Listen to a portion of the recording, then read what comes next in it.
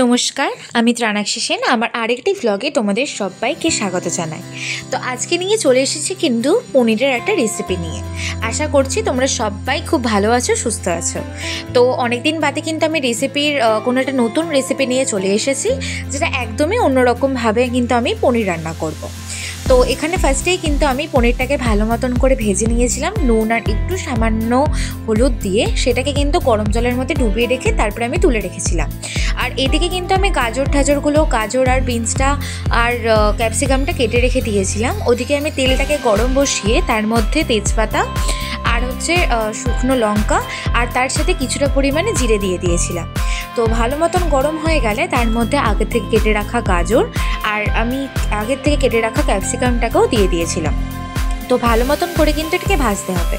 আর আজকে আমি শিওরে দিয়ে বলতে পারি যে এরকমভাবে তোমরা কোনোদিনই কিন্তু পনির রান্না করে খাওনি।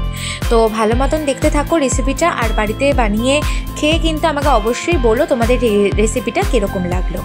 তো এদিকে ভালো মতন সবজিগুলো ভাজা হয়ে গেলে আগে থেকে আমি একটা পেস্ট তৈরি করে রেখেছিলাম। তো সেই পেস্টটা হচ্ছে সিদ্ধ করা আলু, সিদ্ধ করা পেঁপে আর কিছুটা পরিমাণে লঙ্কা। আর আরেকটা জিনিস অ্যাড করেছিলাম যেটা হচ্ছে আমি আগে থেকে কড়াইয়ের মধ্যে কিছুটা পরিমাণে পেঁয়াজ ভালো মতন করে ভেজে নিয়েছিলাম, সেটারও একটা পেস্ট রেডি করেছিলাম। তো সমস্ত কিছু একসাথে মিলিয়ে কিন্তু আমি কড়াতে দিয়ে দিয়েছিলাম। আর এটা কিন্তু ভালো মতন করে কষাতে হবে। আর কষানো হয়ে গেলে দেখবে সামান্য পরিমাণে তেল কিন্তু ছেড়ে আসছে। পেস্টটা সামান্য পরিমাণে কষানো হয়ে গেলে তোমরা কিন্তু স্বাদ পরিমাণে লবণ দিয়ে ভালো মতন কষাবে। তো যখন দেখবে যে এই পেস্টটা থেকে সামান্য পরিমাণে তেল ছেড়ে এসছে, তার মধ্যে আমরা কিছুটা পরিমাণে টমেটো সস আর কিছুটা পরিমাণে কিন্তু লঙ্কার গুঁড়ো অ্যাড করেছিলাম।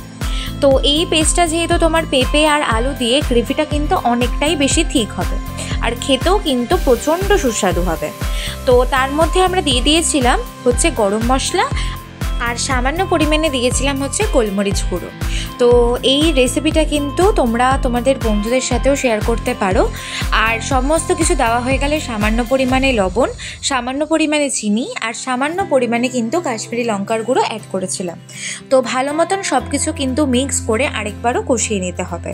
আমরা কিন্তু এতে কোনো রকমের জল ইউজ করিনি। আর একটা নতুন আমি জিনিস অ্যাড করেছিলাম, যেটা হচ্ছে গন্ধরাজ লেবু, যেটা খেতে কিন্তু আরও ভালো হবে। আর আমি তারপরে আর একটু গরম মশলা অ্যাড করে দিয়েছিলাম, যাতে খাবারের টেস্টটা আরও বেশি ভালো হয়। তো সমস্ত কিছু কষানো হয়ে গেলে আগে থেকে ফাটানো টক দই আর টক দইয়ের সাথে কিন্তু ভালো মতন কষানো হয়ে গেলে কিছুটা পরিমাণে আমি দুধও অ্যাড করেছিলাম। তো আমি আগেই বলে দিয়েছিলাম যে এরকম রেসিপি কিন্তু তোমরা আগে কখনোই খাওনি। আর সমস্ত কিছু ভালো মতন কষানো হয়ে গেলে আগে থেকে গরম জলে ভেজানো পনিরটা অ্যাড করে দিয়েছিলাম। গরম জলে যেহেতু পনিরটা দিয়েছিলাম অনেক বেশি সফট হয়ে গেছিলো। তো ভালো মতন কষানো হয়ে গেলে ওপর থেকে আমি কিন্তু সামান্য পরিমাণে গোলমরিচ গুঁড়ো আর সামান্য পরিমাণে কিন্তু ঘি অ্যাড করেছিলাম, যাতে টেস্টটা আরও বেশি ভালো হয়। তো তোমরা টেস্ট করে দেখে নেবে। আর ওদিকে কিন্তু আমি কিছুটা পরিমাণে কাশ্মীরি মেথিটাকে ভালো মতন করে ক্রাশ করে নিচ্ছিলাম, সামান্য একটুখানি তাওয়ার মধ্যে গরম করে ওটা হাত দিয়ে গুঁড়ো গুঁড়ো করে ওপরে ছড়িয়ে দেওয়ার জন্য।